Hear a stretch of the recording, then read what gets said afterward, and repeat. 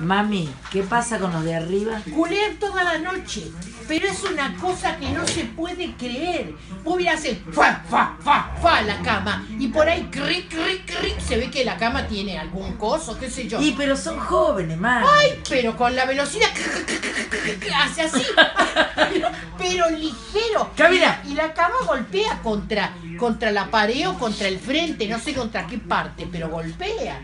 No, es una... Y bueno, son jóvenes, tienen derecho. Pero ¿cómo van a hacer tanto bochinche? Sí. Y después se ve que descansan, porque después no se sienten más nada. Pero, ¿una vez a la noche? Y una vez, 2 veces. A veces 2 veces. Mirá, lo que un día, el sábado, y habrá sido como a las 2 de la mañana y como a las 4 y pico de nuevo. Se despertó. Toma. Se despertó y empezó a darle fa, fa, fa, fa. No, pero te mueve todo el edificio. Y sí. La fuerza que tienen, Dios mío. Son jóvenes, mami. Ah. Déjalo que culen. Ay, déjame de joder. Qué manera de culiar, Dios mío.